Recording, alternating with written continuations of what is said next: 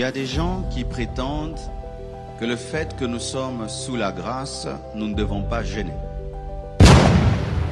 Alors les gens maintenant qui connaissent cette grâce, ils disent, alors on ne fait rien. Pourquoi alors vous nous dites de jeûner?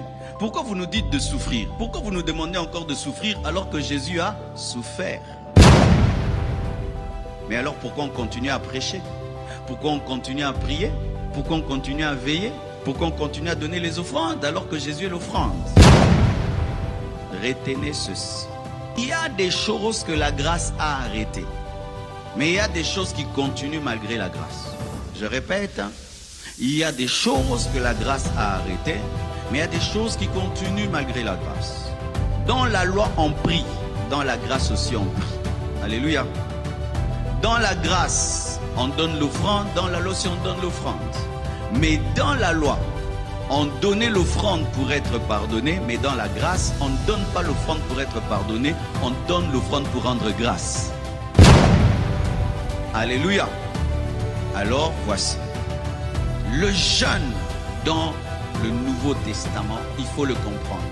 Si tu ne comprends pas le jeûne dans le Nouveau Testament, tu ne jeûneras pas. Et un docteur de la parole qui ne croit pas au jeûne peut te déstabiliser parce que tu n'as pas les arguments.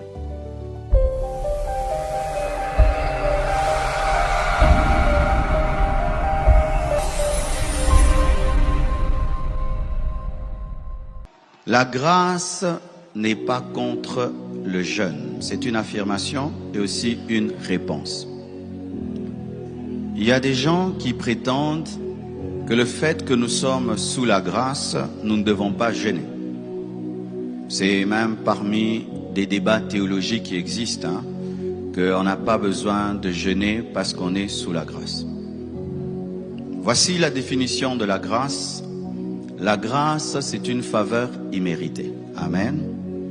Par exemple, si je travaille quelque part, on doit me payer $100, on me paye $1000, c'est une grâce. Parce que je ne mérite pas les 900. Si j'obtiens quelque chose qui est au-delà de ma capacité, de mes compétences, c'est une grâce. Amen. Mais je ne parle pas de cette grâce-là. Je parle d'une autre grâce dans la Bible qui existe, qui est appelée dispensation. Il y a la dispensation de la loi et la dispensation de la grâce. La dispensation de la loi nous a été donnée par Moïse, la dispensation de la grâce par Jésus. Dans la dispensation de la loi dit « Fais et tu vivras, obéis et tu vivras ». L'homme devait faire des sacrifices, obéir, faire pour être sauvé. Mais étant donné que l'homme était imparfait, l'homme ne pouvait être sauvé par la loi parce que la loi était trop élevée pour l'homme. C'est alors que Jésus est venu à la place de l'homme pour accomplir la loi. Et Jésus, lui, a accompli la loi. Mais l'homme n'a pas accompli la loi.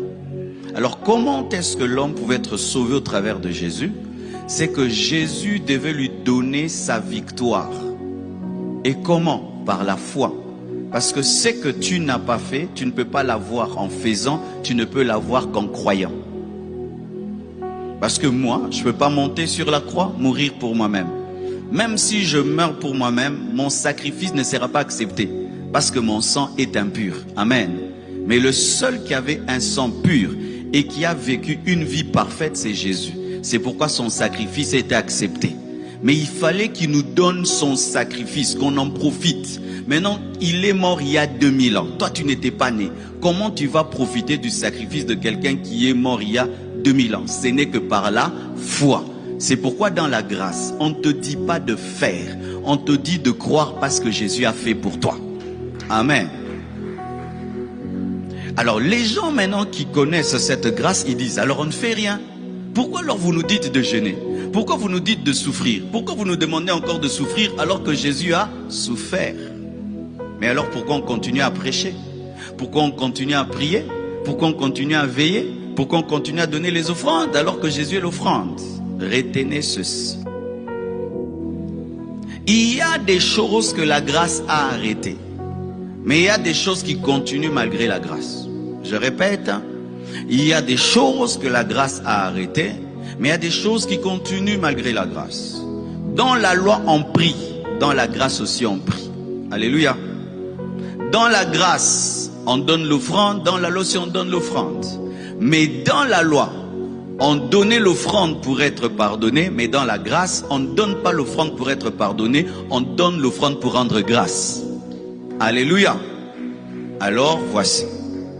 Le jeûne dans le Nouveau Testament, il faut le comprendre. Si tu ne comprends pas le jeûne dans le Nouveau Testament, tu ne jeûneras pas. Et un docteur de la parole qui ne croit pas au jeûne peut te déstabiliser parce que tu n'as pas les arguments. Regardez. Quand vous cherchez le mot jeûne dans le Nouveau Testament, il est rare. Il n'y a pas beaucoup de versets dans la Bible, dans le Nouveau Testament qui parlent du jeûne. Et précisément dans la Nouvelle Alliance. Vous devez savoir ceci. Que l'histoire qui s'est passée dans Matthieu, dans Luc, dans Marc et dans Jean, ce n'est pas encore le Nouveau Testament, même si c'est écrit dans le Nouveau Testament. Vous savez ça? Le Nouveau Testament commence avec la mort et la résurrection de Jésus. Lorsque la Bible te parle de la naissance de Jésus, c'est toujours la loi. Mais c'est écrit dans le Nouveau Testament. Parce qu'il y a le Nouveau Testament livre et le Nouveau Testament dispensation. Le livre Nouveau Testament commence avec Matthieu, mais la dispensation commence avec la mort et la résurrection de Jésus. Alors, lorsque nous cherchons les versets bibliques qui parlent du jeûne, après la mort et la résurrection de Jésus, il n'y a que 3 versets. 3 versets dans toute la Bible. Après la mort et la résurrection de Jésus, il n'y a que 3 versets qui écrivent jeûne. Le premier, celui que je vous ai donné, Acte 27, verset 9. Le deuxième, 2 Chroniques 6, verset 4. Le troisième, 2 Chroniques 11, verset 26. Et qui parle du jeûne dans ces 3 versets? Une seule personne, Paul. C'est vrai. Le livre de Actes parle de Paul, mais ce n'est pas Paul qui écrit Actes, c'est Luc. Vous savez ça? Hein? C'est le culte de doctrine. Hein? Amen. Hein? Et je vous conseille de venir mercredi, c'est là on enseigne comme ça. C'est Luc qui a écrit le livre de Actes, mais il a raconté l'histoire de l'église primitive. Ainsi, dans Actes 27, verset 9, Luc raconte l'histoire de Paul et Paul parle d'une époque de jeûne. Lorsque nous sommes dans Acte 27, nous sommes déjà au-delà d'Acte 2, au-delà de la Pentecôte, au-delà de l'effusion de l'Esprit. Amen. Donc, nous remarquons que dans l'église primitive, il y avait une époque de jeûne. Alléluia. Après l'époque de jeûne. C'est-à-dire que l'église primitive avait une période où elle jeûnait malgré la grâce. Amen. Et qui dit ça? Ce n'est pas n'importe qui, c'est l'apôtre de la grâce qui parle du jeûne. Vraiment, je suis content. Si c'était Jean qui avait parlé, on allait douter. Mais c'est l'apôtre de la grâce qui parle de l'époque du jeûne. Et donc, il respectait l'époque du jeûne. Amen. Regardez. Dans 2 Corinthiens 6, verset 4 et 2 Corinthiens 11, verset 6, verset 16, c'est Paul qui parle. Et il parle à qui? Aux Corinthiens. L'église de Corinthe était l'église la plus spirituelle de la Bible en ce temps-là. C'était l'église qui avait tous les dons spirituels, mais à cette église qui avait tous les 9 dons, Paul parle du jeûne. Pour dire quoi? Que malgré la grâce dans une église, il faut jeûner. Alléluia. Et lorsqu'il parle du jeûne, il dit les jeûnes multipliés. C'est-à-dire que Paul ne pouvait pas compter combien de fois dans sa vie il a jeûné. Si l'apôtre comme Paul a jeûné de manière multipliée, qui sommes-nous pour ne pas jeûner? Parce que nous sommes sous la grâce, alors que lui a compris la grâce plus que nous, de sorte que Pierre, parlant de la connaissance de Paul sur la grâce, dit que c'est une connaissance tellement élevée que les bébés spirituels sont perdus par son degré de connaissance. Un homme qui a compris la grâce de Dieu à ce niveau-là, mais qui jeûne de manière multipliée, frère, donc il sait de quoi il parle. Amen. Paul est un modèle d'équilibre entre ce que Dieu a fait et ce que l'homme aussi peut faire. Amen. Alors, c'est quoi le jeûne? Le jeûne dans son sens profond, c'est fermer la bouche et ouvrir l'esprit. C'est ça jeûner. Tsoum. Fermer la bouche, ouvrir l'esprit. Et quand la Bible parle du jeûne au sens strict, on ne mange pas, on ne boit pas. C'est ça le vrai jeûne. Alléluia. Quand quelqu'un dit je jeûne, c'est tu ne bois pas, tu ne manges pas. C'est le jeûne à sec qui est le vrai jeûne. Quand tu bois, quand tu prends des légumes, c'est une forme de jeûne. Mais le jeûne véritable, ce n'est pas boire, n'est pas manger. Et je vous conseille d'avoir un jour où tu ne bois pas, tu ne manges pas. Moi, je te conseille le vendredi. Tu ne bois pas, tu ne manges pas du matin à 15h, du matin à 16h, du matin à 18h. Mais tu fais une journée où tu ne manges pas, tu ne bois pas, tu vas vivre la puissance. Donne-moi la main. Mais il y a des formes de jeûne, le jeûne de Daniel, où tu prends les légumes, tu ne mets pas l'huile, un jeûne liquide. Mais le vrai jeûne, c'est tu ne manges pas, tu ne bois pas. Les musulmans même, tu n'avales pas la salive. Mais oui, eux-mêmes la salive, on n'avale pas. Alors, Paul, dans Acte 27, verset 9, parle de l'époque de jeûne. Dans 2 Corinthiens 6, verset 4, parle des jeûnes multipliés, de plusieurs jeûnes, de nombreux jeûnes. Et nous voyons qu'au travers de ces 3 passages, nous pouvons établir une doctrine, parce que lorsqu'il y a plus de 3 versets sur une chose, elle est doctrinale. Donc la grâce n'empêche pas de jeûner. Je répète, la grâce n'empêche pas de jeûner. Je répète, la grâce n'empêche pas de jeûner. Mais Jésus lui-même, est-ce qu'il a dit que l'église allait jeûner? Parce que Jésus est supérieur à Paul. Oui, Paul, tu es l'apôtre de la grâce. Oui, Paul, tu as écrit le 3/4 du Nouveau Testament. Mais ton maître, est-ce qu'il entrevoyait que l'église allait jeûner? La Bible dit. Marc 2, 18 à 22. On a posé la question à Jésus. Marc 2, 18. Les disciples de Jean et les pharisiens jeûnaient. Ils vinrent dire à Jésus: pourquoi les disciples de Jean et ceux des pharisiens jeûnent-ils, tandis que tes disciples ne jeûnent point? Jésus leur répondit: les amis de l'époux peuvent-ils jeûner pendant que l'époux est avec eux? Aussi longtemps qu'ils ont avec eux l'époux, ils ne peuvent jeûner. Le jour viendront, dit les jours viendront, où l'époux leur sera enlevé, et alors ils jeûneront en ce jour-là futur. Personne ne coud une pièce de drap neuf à un vieil habit. Autrement, la pièce de drap neuf emporterait une partie du vieux, et la déchirure serait pire. Et personne ne met du vin nouveau dans des vieilles outres. Autrement, le vin fait rompre les outres et le vin et les outres sont perdus. Mais il faut mettre le vin nouveau dans des outres neuves. Acclamons la sagesse de Jésus.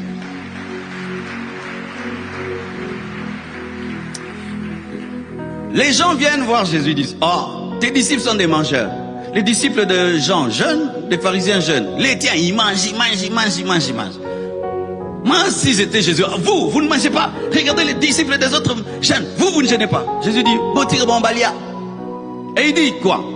Est-ce que les amis de l'époux peuvent jeûner pendant que l'époux est là?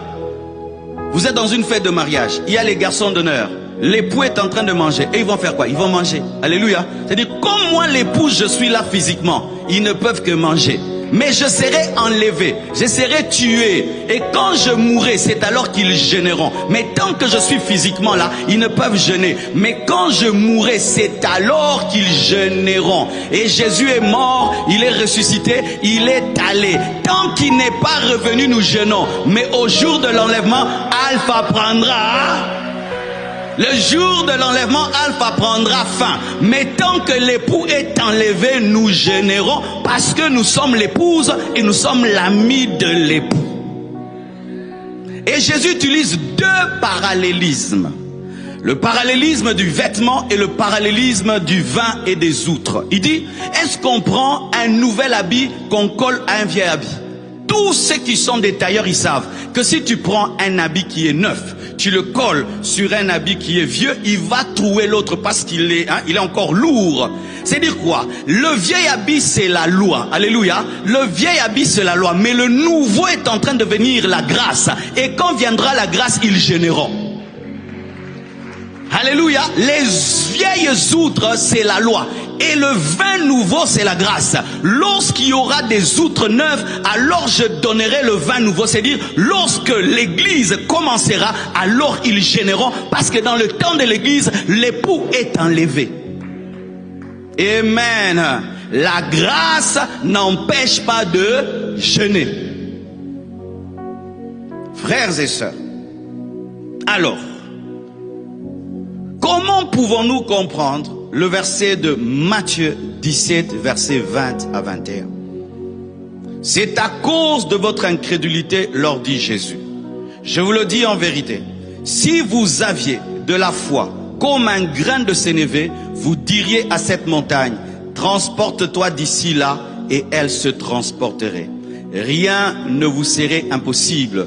Mais cette sorte de démon ne sort que par la prière et par le jeûne. Mais cette sorte de démon ne sort que par la prière et par le jeûne.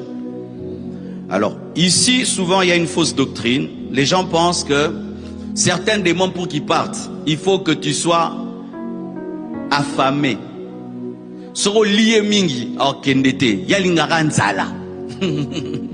Et d'autres même pensent qu'il faut affamer la personne qui est possédée pour que les démons puissent être faibles, comme s'ils se nourrissent des pondous. Ces genres de démons-ci ne partent que par le jeûne et la prière. Qu'est-ce que ça veut dire? Ça veut dire qu'il y a des démons, si tu as mangé, ils ne partent pas. Et si tu as jeûné, ils partent. Ça veut dire que les démons ont besoin de ta bataille pour bakende.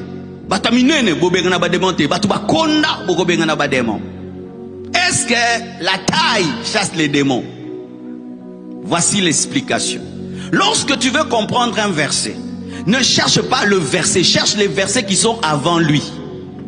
Afin de placer le verset dans son contexte, alors tu comprendras la révélation.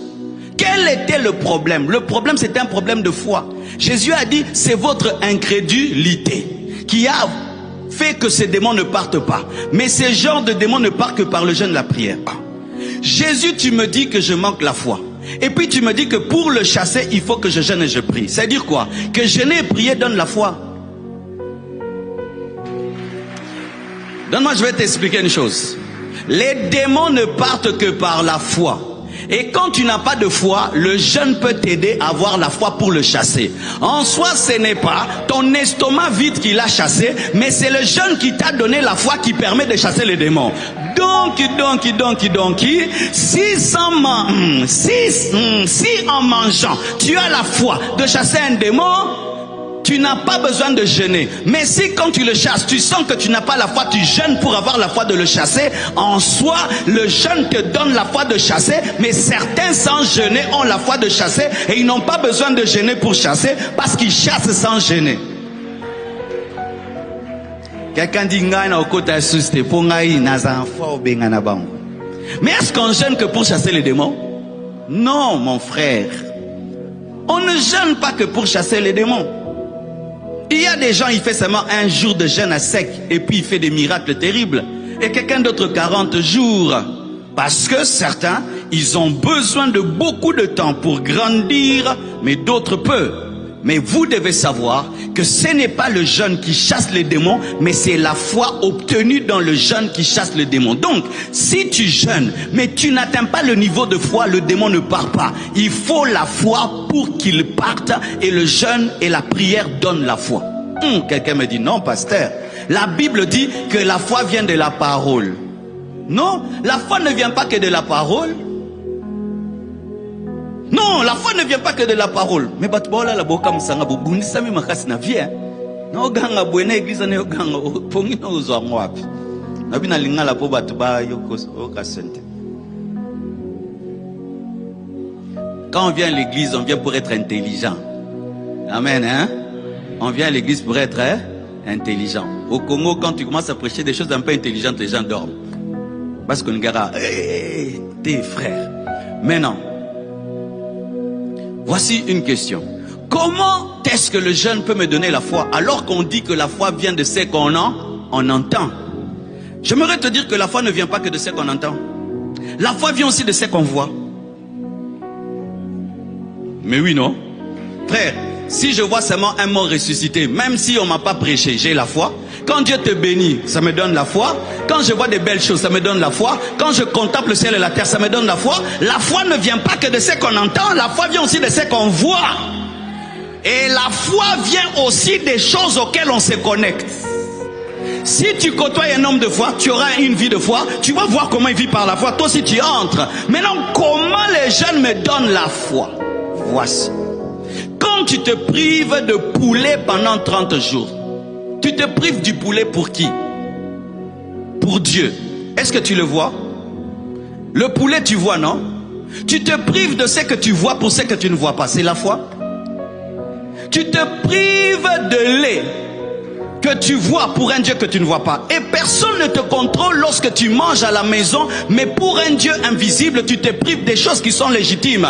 Et à force d'obéir à l'invisible, te privant du visible, tu développes la foi dans l'invisible qui te permet de chasser les démons qui sont invisibles. La foi vient dans le jeûne parce que dans le jeûne, nous nous privons des choses physiques pour des choses spirituelles. Et comme le spirituel est le commencement de toutes choses, nous nous branchons aux choses du commencement afin d'avoir la puissance du commencement pour vaincre les démons qui sont venus après le commencement. Oh, donne-moi la main, donne-moi la main, donne-moi la main. La foi vient dans le jeûne parce que dans le jeûne, je me connecte au spirituel et j'oublie le matériel et le physique, ce qui fait que ça fait grandir ma sensibilité spirituelle et ma conscience de Dieu. Et Jésus dit, ce genre de démons ne partent que par le jeûne et la prière. C'est-à-dire quoi?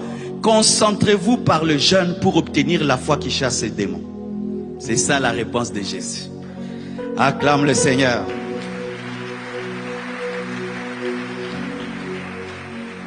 Alors, pourquoi sous la grâce nous jeûnons? Sous la grâce, on ne jeûne pas pour être pardonné. Amen, hein? Je vois des gens, ils commettent un péché, maintenant ils trouvent que le péché est grand.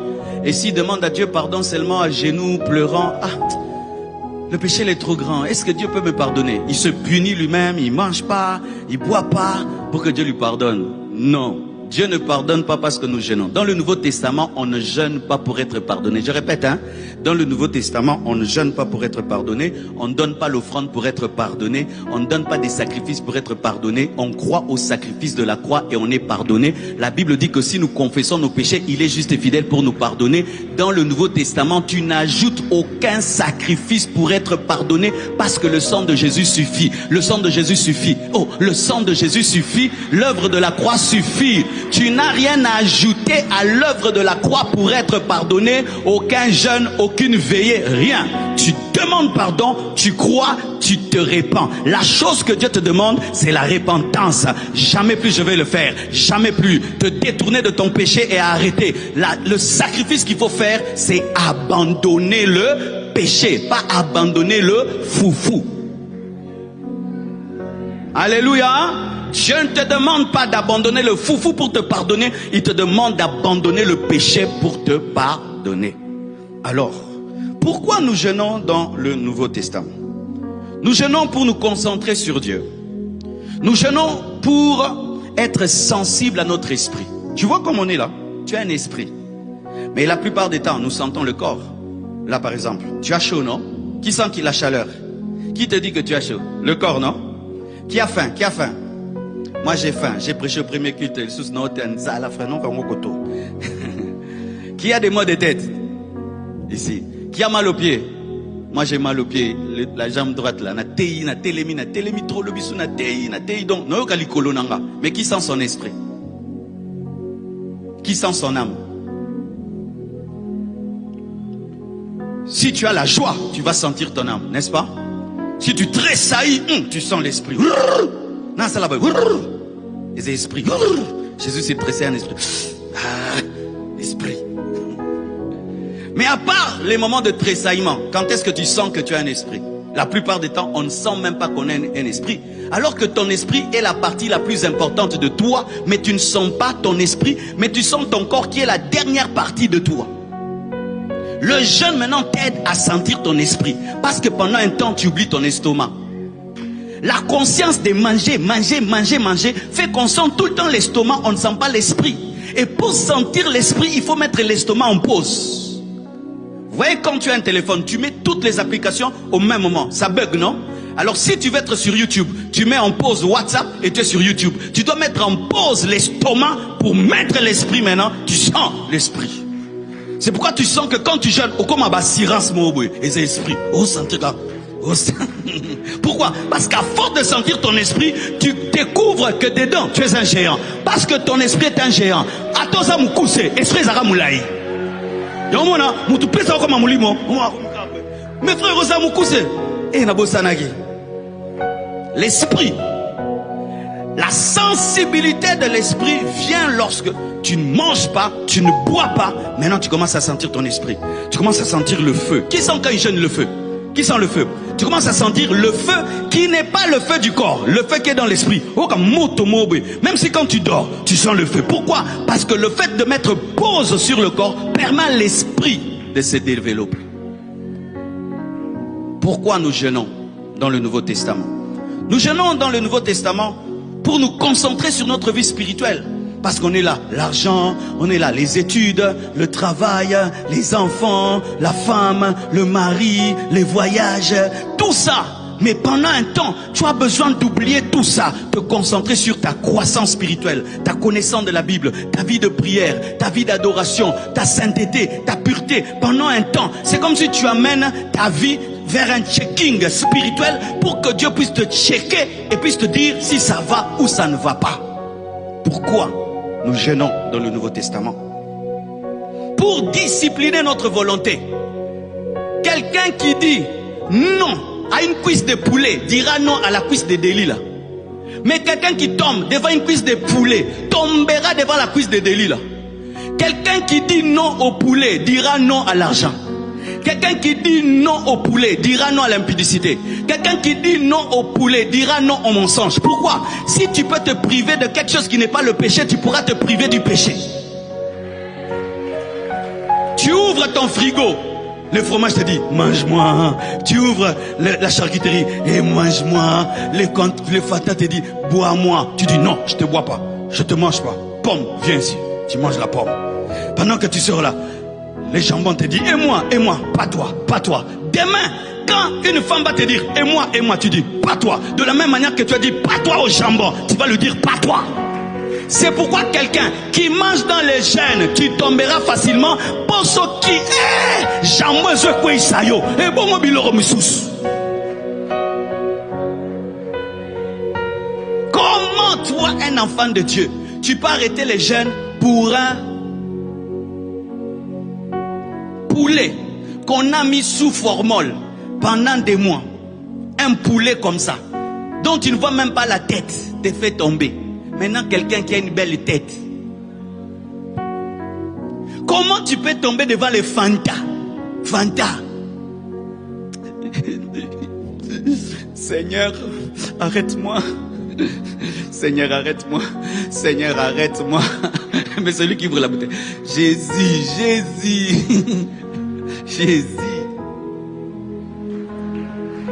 J'avais soif.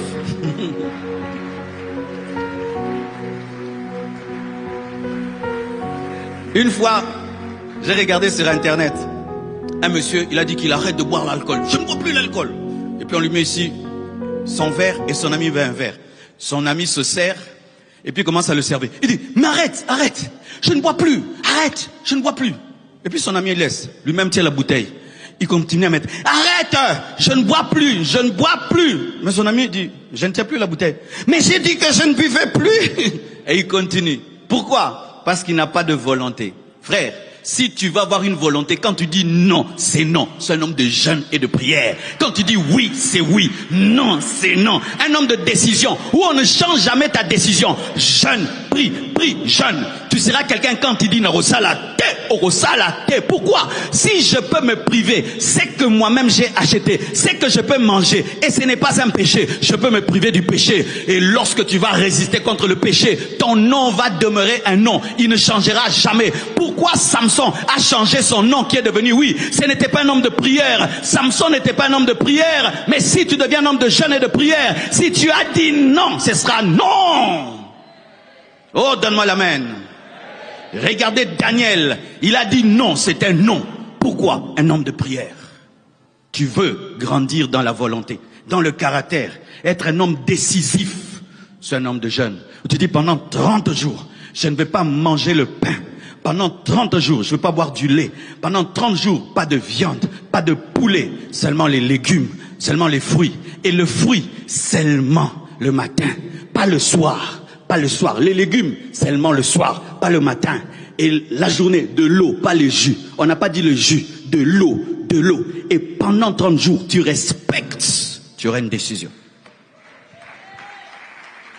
Alléluia. Pourquoi on jeûne?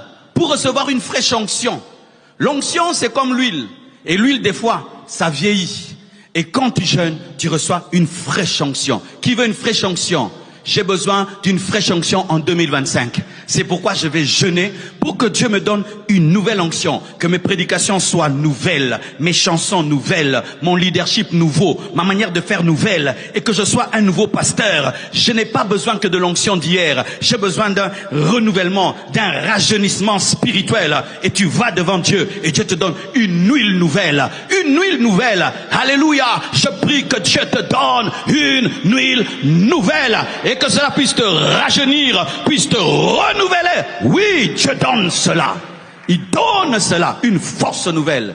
Mon pasteur dernièrement vient me voir, je crois il a maintenant 70 ans. Il dit, Marcelo, j'ai demandé que Dieu me renouvelle de 25 ans. Et que malgré que j'ai cet âge, mais que j'ai la force d'un homme de 45 ou de 50.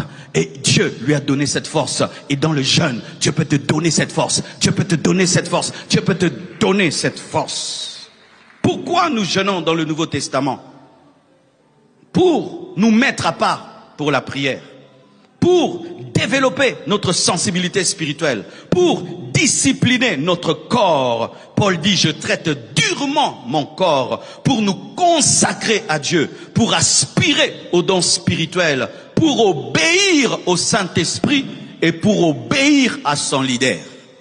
Comme je l'ai dit au premier culte, tu es président des départements. Tu es ouvrier de l'église. Tu es pasteur assistant. Si tu manges, je te suspends. Quiconque est président des départements. Nous, on maigrit, toi tu grossis. Tu dois nous expliquer ta grossesse. Nandolande la bataille, Nabino. Comment quelqu'un qui a fait 30 jours, il dit, il mange que les fruits et les légumes. Ah, bisoto ke nebo yo. Il faut l'accepter ba légumes on a ba fruits ana. Ils a ba marque nini. Alléluia. Comment on reconnaît un rebelle dans une église? Il se dit collaborateur du pasteur. Vous tous vous êtes en train de jeûner, lui il est en train de manger. C'est un esprit de rébellion. Dans toutes les églises, quand quelqu'un commence à se rebeller, il n'obéit plus au programme des jeunes. Oui. C'est comme ça que vous pouvez découvrir que quelqu'un est devenu un rebelle. Du haut de cette chair, tu m'appelles ton pasteur et moi je te dis nous entrons en jeûne. Et tu dis que tu es mon collaborateur. Tu es comme Hur et Aaron. Moïse pense que tu tiens alors que tu ne tiens pas. C'est comme quand on pousse une voiture. Toi tu mets tous tes muscles, l'autre il touche seulement. Si tu es fils, si tu es ouvrier, si tu es serviteur dans l'église, c'est obligatoire. Tu dois jeûner. Si tu manges, tu es suspendu. C'est comme dans l'armée. Quand c'est la guerre, et on te dit va en guerre. Tu ne vas pas en guerre, on fait quoi? On te met en prison. Vous savez ça? Et dans l'armée, c'est comme ça.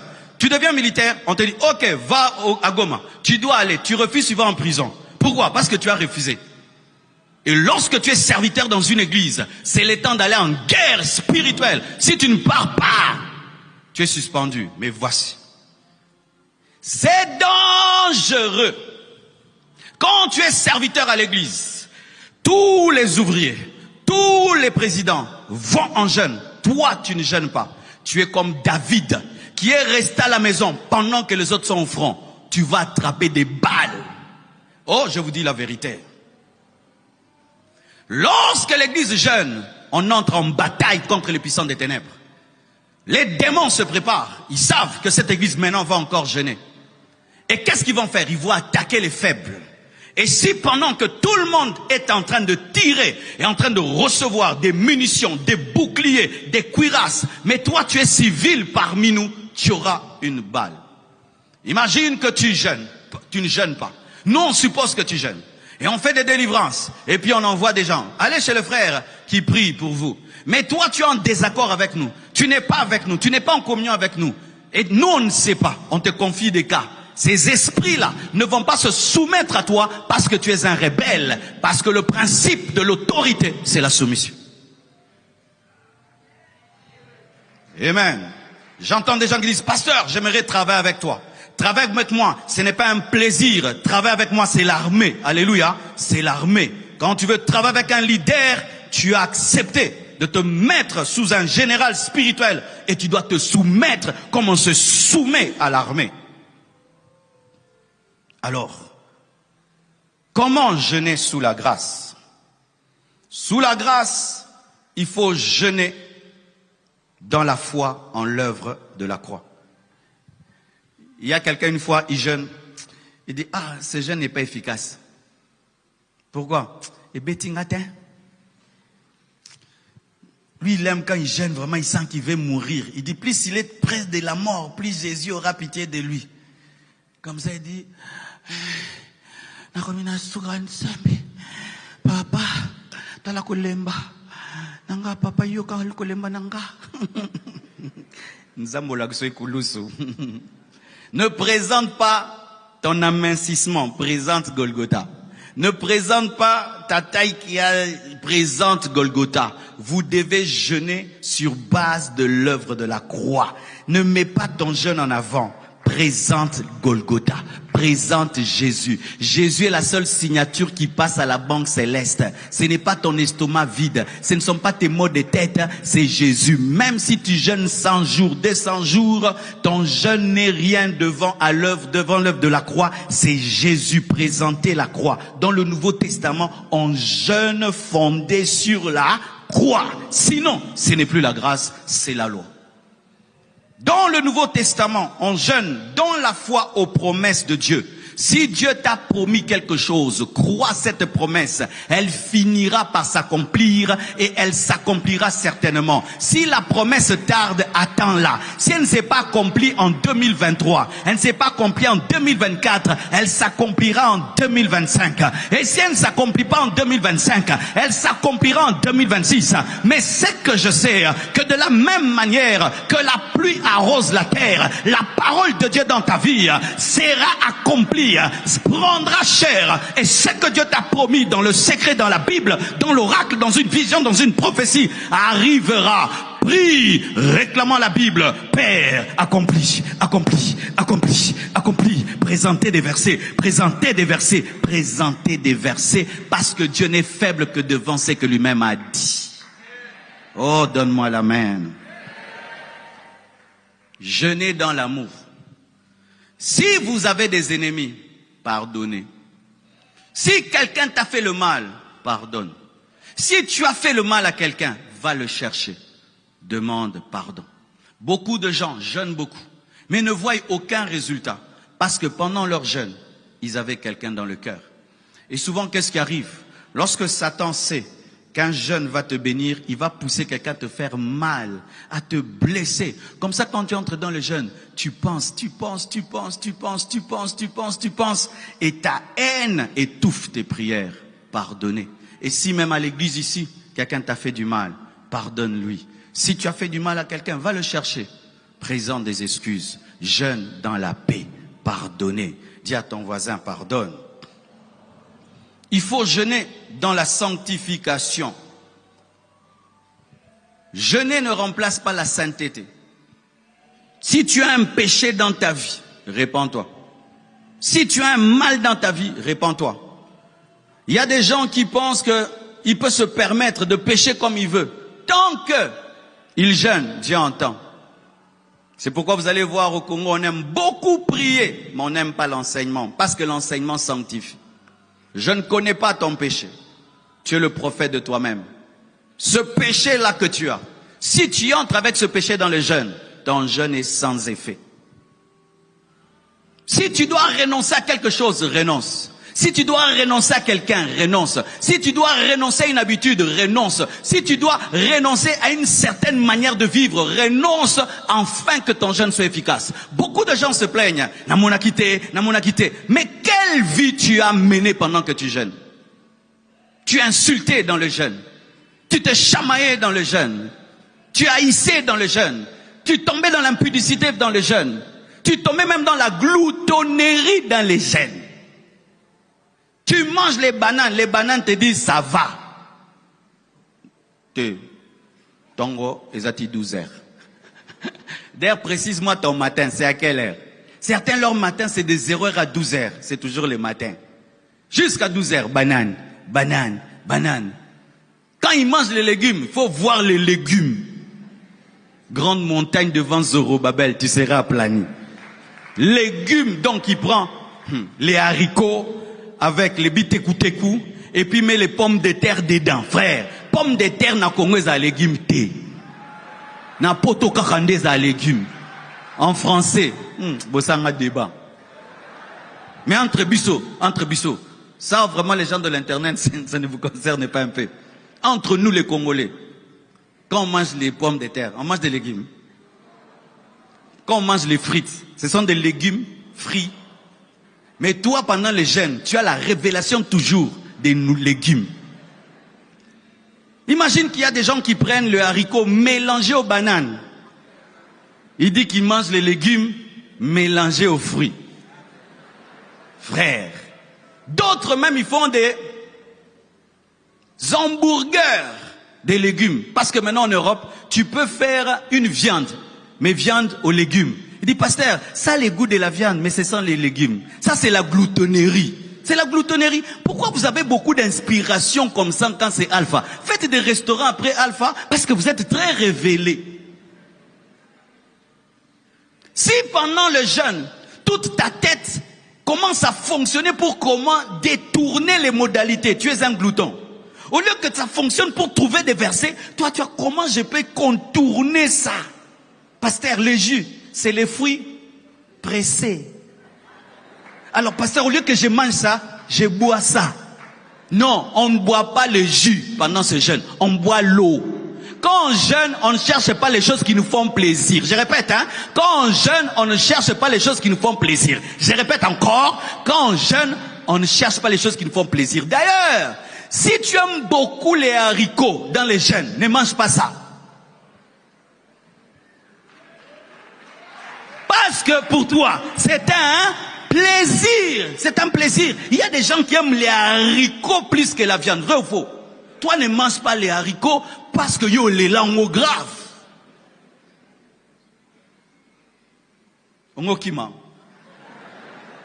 Quand on jeûne, on fuit les choses qu'on aime. Parce que ça sert à quoi alors que tu jeûnes si tu cherches que des choses que tu aimes? Mais ça n'a pas de sens. Ça n'a pas de sens. Ça n'a pas de sens. Le jeûne, c'est un temps de privation. Mais quand vous commencez à refuser la privation, vous commencez à chercher à bien manger, à créer des plats bien, qui mundent le côté libiso trop. Même vous, les églises qui sont en Europe, vous voulez jeûner, mais bien manger. Vous mangerez toute votre vie, pendant un temps, oubliez que vous êtes en Europe, jeûnez. Jeûnez. Ça fait qu'on travaille trop les plats, on assaisonne trop les plats, mais on est en jeûne. La gloutonnerie. Et tu en sors. Aucune révélation, aucun temps de concentration. Mais d'ailleurs, tu as trop bien mangé. Mais tu as trop bien mangé les légumes. Trop bien mangé les fruits. Trop bien vraiment. De la distraction. C'est pourquoi un jour ici, nous allons faire un jeûne de 3 jours à sec. Là, il n'y a pas de modalité. Modalité, rien. Alpha 3. Dites Alpha 3. Mais là, si tu es malade, n'entre pas. Amen. Hein? On ne veut pas des problèmes. Dans la sanctification, dans l'adoration, on ne jeûne pas en se plaignant.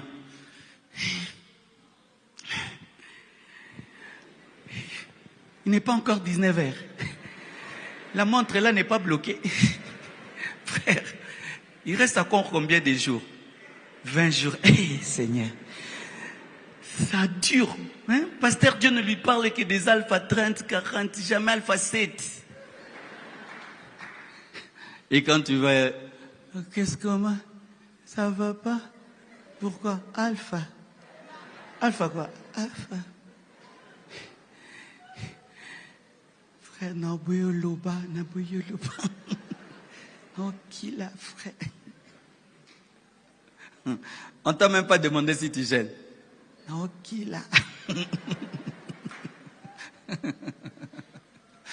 D'autres, ils viennent fâcher à l'église. Hein? Assieds-toi ici.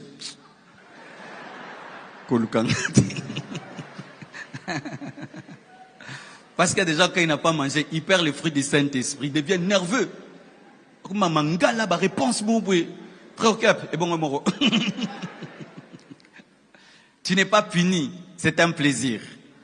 Jeûne avec joie, jeûne avec joie, jeûne avec joie.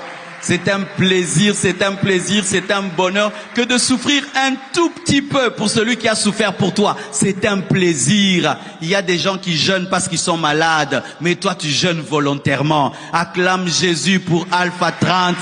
Adore, adore, sois content, sois heureux. C'est un signe d'amour, ce n'est pas une punition. Moi, j'attends toujours impatiemment Alpha. J'attends. Quand est-ce qu'on va faire ce jeûne? Dieu cherche des vrais adorateurs qui vont l'adorer en esprit et en vérité. Et que ce soit pour toi une adoration en esprit et en vérité. Donne-moi un amen. Et quand on jeûne, comme je l'ai dit, on est loin de ses penchants. Tu aimes trop Nintendo, ne joue pas au Nintendo. S'il y a le match Congo contre Congo-Brazzaville, tu ne regardes pas. L'année passée, vous m'avez créé des problèmes, mais moi je continue à croire que lorsque quelqu'un est jeune, il ne regarde pas les matchs de football. Quand quelqu'un est jeune, il ne regarde pas les films. Quand quelqu'un est jeune, il ne regarde pas les séries. Quand quelqu'un est jeune, il n'est pas Instagram, TikTok, WhatsApp tout le temps. Non, tu te prives de tes penchants. Jeûner, être dans ses penchants. Mais c'est quelle différence maintenant avec ta vie normale? Quand on jeûne, on sent que la vie n'est pas normale. Les musulmans qu'on dit, eux, ils n'ont pas Jésus. Quand un musulman jeûne, c'est quand il faut aller acheter chez lui. Eux qui aiment discuter les prix, eux qui aiment faire le business. Quand tu arrives là, si tu commences, non, si tu achètes combien? 1000, oh, tu descends, 500, prends. Pourquoi? Il veut pas être trop dans ses penchants. Mais si eux, on dit que eux, ils n'ont pas Jésus, mais ils évitent leurs penchants. Mais alors toi, chrétien, jeûne et télévision, jeûne et cinéma, jeûne et football, jeûne et buzz, jeûne et TikTok, jeûne et ceci. Je peux comprendre que tu es sur Internet, tu suis des prédications, tu écoutes des chansons qui t'édifient. Mais tu es là, tu scrolles, tu regardes. Et remarquez souvent, pendant le jeûne en janvier, il y a toujours un buzz. Il y a toujours un scandale dans la ville en janvier. Et les gens jeûnent, ils sont en train de parler du scandale, ils sont en train de parler du buzz. Satan veut te distraire.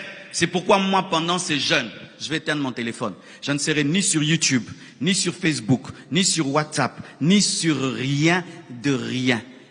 J'appellerai seulement mon fils. Chaque jour, je l'appelle. C'est tout. Comme il est loin, qu'il se sente pas seul et tout. Point barre et puis j'éteins mon téléphone. Pourquoi? Parce que je sais qu'il peut se faire. Tu vas sur YouTube et puis on voit le pasteur Marcelo ceci au Kotikuna. Au répondre. Au BBC Alpha et comme Alpha Moussous. Alléluia. Disciplinez-vous par rapport à vos penchants. Aussi, on jeûne en priant. Si tu jeûnes sans prier, tu fais un régime. Il y a des gens quand ils viennent en jeûne. Prions.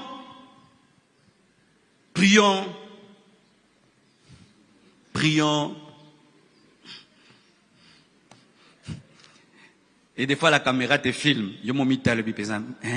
Pona zwingai. Po bendiet. Caméraman au camo. Quand on jeûne, on prie.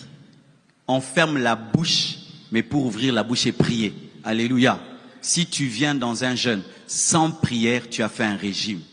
Et si d'ailleurs tu veux supporter un jeûne, prie beaucoup, tu ne vas pas sentir le temps Oui, quand tu plonges dans la prière, le temps va vite. Mais quand tu ne pries pas, le temps va lentement.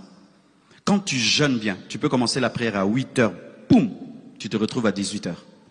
Oui, parce que la profondeur est tellement grande que tu ne sens pas le temps passer. Mais si tu oses jeûner sans prier, tu vas attendre l'heure de manger les légumes. Le temps des légumes ne vient pas. Prie, jeûne, jeûne, prie. Il faut jeûner dans le respect des modalités. Et notre modalité est simple. Le matin des fruits, la journée de l'eau et le soir des légumes. Pas les légumes le matin, mais les légumes le soir. Pas les fruits le soir, mais les fruits le matin.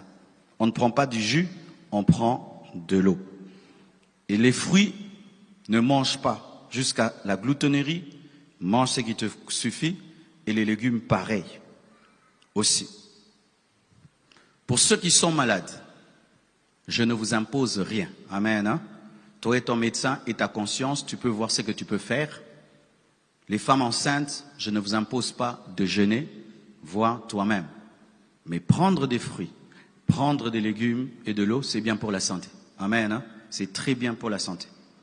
Si par exemple quelqu'un, pendant 30 jours, prend des fruits et des légumes et de l'eau, toi pendant 30 jours, tu prends les sucrés, le pain, notre pain là, qui gonfle dans l'eau là, notre pain, et tu prends la chikwang, celui qui a pris des fruits, de l'eau et des légumes est mieux nourri que toi.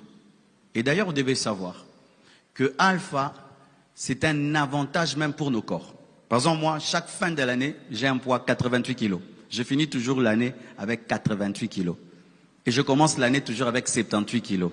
Donc pendant l'année, pain. Ça m'aide. Donc fou. Donc si on enlève seulement alpha, alléluia. Parce que certains, notre métabolisme, c'est un métabolisme qui tend à grossir. Comme moi, si je mange seulement 3 fois par jour, le lendemain, je prends 1 kilo. Donc pour que je ne prenne pas 1 kilo, je dois manger 1 fois ou 2 fois maximum. Mais si vraiment tu manges trop, tu dois commencer déjà le régime.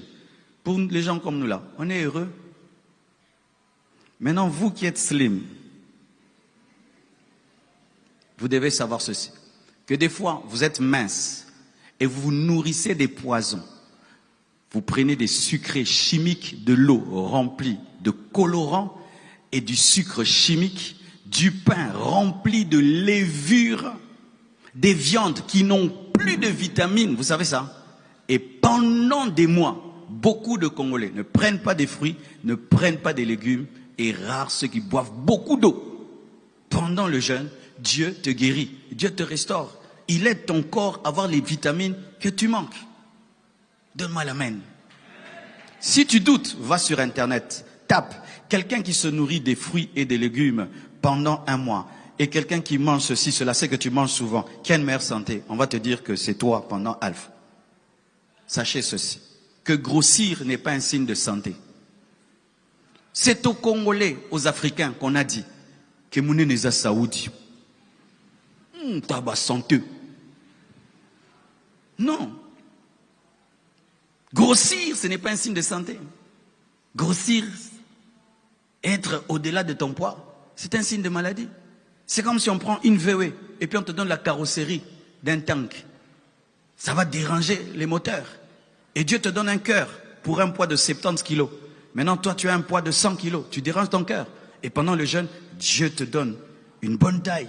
C'est pour que tu vives longtemps. Donne-moi l'amen. Donne-moi l'amen. Un secret que je donne aux gens qui se sentent minces et qui, des fois, vous ne voulez pas jeûner parce que vous allez maigrir. Voici le secret. Quand tu vois l'antilope, tu vois qu'elle est belle, non? Avec sa petite taille, non? Vous savez pourquoi? Parce que la peau ne pend pas. Elle s'habille sur mesure. Quand tu es mince, ne porte jamais des habits qui te dépassent des tailles. Porte toujours sur mesure. C'est-à-dire que malgré que tu es mince, mais ça pesait l'ambanayo. Qui mouke no ebimini kituku. Problème sur ce que vous mouke ou latisco XL. On a aucun sanzamba tikio. Je vous dis la vérité. Alléluia. Aimez votre taille. Vous qui êtes mince, vous êtes beau. Vous êtes beau. Vous êtes beau. Oui, Africain, vous êtes beau. Vous êtes beau. Vous êtes beau. Parce que vous n'avez pas un excès qui dérange vos cœurs, qui dérange votre respiration. C'est bien. Amen. Hein? Ne soyez pas dans des complexes. Amen.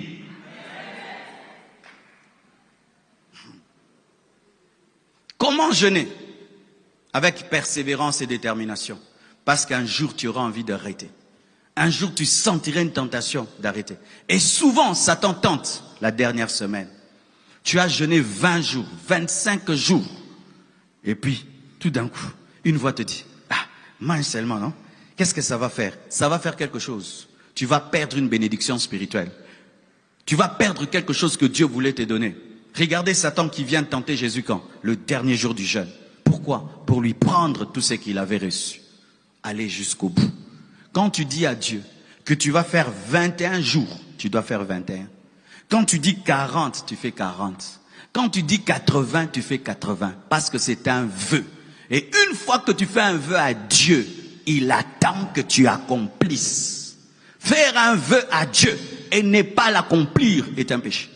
Quand tu promets, tu dis Dieu, pendant 30 jours, je vais boire de l'eau, des fruits et des légumes seront ma nourriture. Tu as dit 30, tu n'as pas dit 28, tu n'as pas dit 27, tu n'as pas dit 29. Tu as dit 30, 30, c'est 30. Avec persévérance, détermination et jusqu'au boutisme. Amen. En conclusion, il y a des gens qui sont découragés. Ils ont jeûné l'année passée, ils n'ont rien vu. Ils ont jeûné en 2023, ils n'ont rien vu. Et tu te dis, pourquoi je vais encore jeûner? J'ai rien vu. Et encore et encore. La même requête, je suis fatigué. Les autres témoignent, moi je ne témoigne pas. J'aimerais vous dire que moi j'ai connu tout ça. Moi j'ai souffert dans ma vie chrétienne. Sincèrement, moi les souffrances que j'ai connues dans ma vie, je les ai connues en Christ. Quand j'étais païen, mon père avait un bon travail. J'avais une très belle vie, un bon travail, des bonnes écoles, tout. Il perd le travail là où on habitait à Goma. On vient ici, il trouve le travail. Je me convertis, pillage, il perd le travail, mes frères. Tu as un père qui ne travaille pas, une mère qui ne travaille pas et tu viens de te convertir. Ou pour aller à l'église, tu penses quoi t'habiller, mais tu n'as pas. Je suis devenu pasteur, j'ai souffert. Tu fais entrer l'église dans le jeûne, mais toi tu n'as pas la nourriture à manger après le jeûne. Il m'est arrivé de prêcher à l'église, tu veux tomber parce que tu as faim. Hypoglycémie, tu vois noir.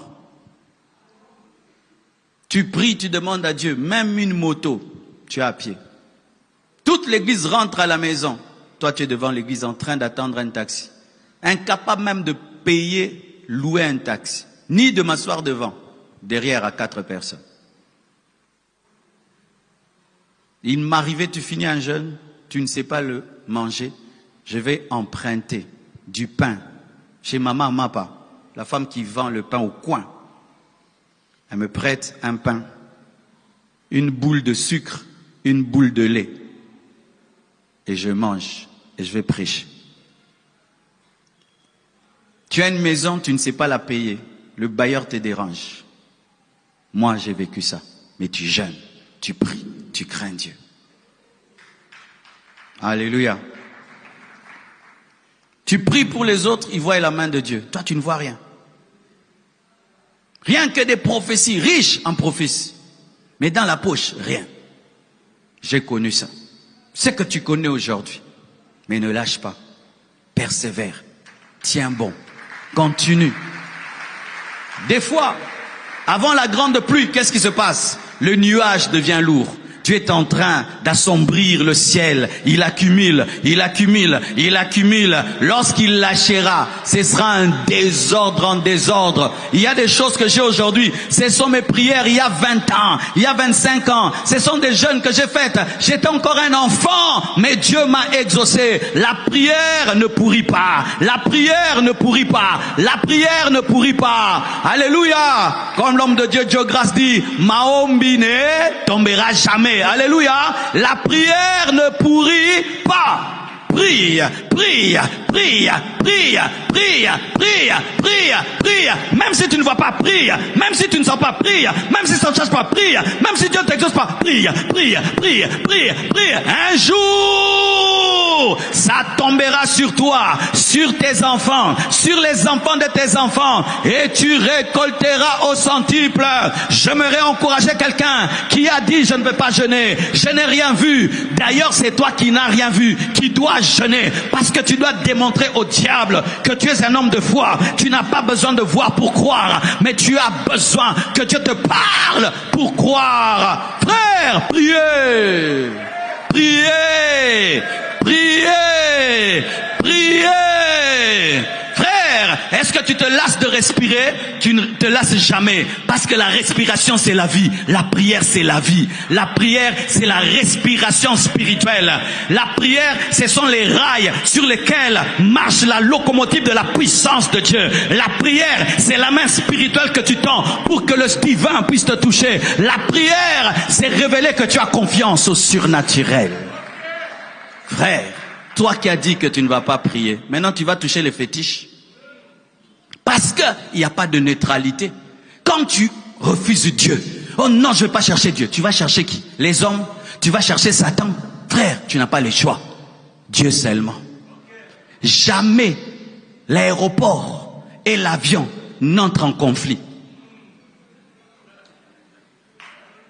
Jamais l'avion et l'aéroport n'entrent en conflit. Tu as un avion, tu auras besoin d'atterrir, tu auras besoin de décoller. Tu es aéroport, pour que tu sois aéroport, il faut qu'il y ait un avion. De la même manière, il faut que toi, tu puisses adorer Dieu. Et Dieu a besoin de te bénir. Ne tombe pas dans le piège de te séparer de ta source. Et ne regarde pas tes souffrances. Tu n'es pas le premier à souffrir dans la vie. Tu n'es pas le premier à souffrir sur cette terre. Tu n'es pas le premier à avoir des combats. C'est pourquoi Dieu nous parle des combats de David. Dieu nous parle des combats d'Anne. Dieu nous parle des combats d'Israël. Dieu nous parle des combats de ses enfants. Pourquoi? Pour que tu saches que si eux ont tenu, tu peux tenir. Paul, dans une prison, il a loué. Il a béni Dieu. Là où personne ne peut louer, il a dit viens, on va louer, on va célébrer. Même si tu es dans une prison, entre avec Alpha 30 dans cette prison. Dis Dieu, tu vas entrer dans cette prison. Il y a des prisonniers qui vont jeûner avec nous. Il est en prison, il est au courant. Lui aussi va jeûner, il est en prison. Mes frères, tu n'as pas raison de te séparer de Dieu parce que tu vis des moments difficiles. Il y a des gens qui ont connu pire que toi, mais ils ont continué. Et un jour, ils verront. Et tout ce que tu ne vois pas sur la terre, tu le verras au ciel un jour.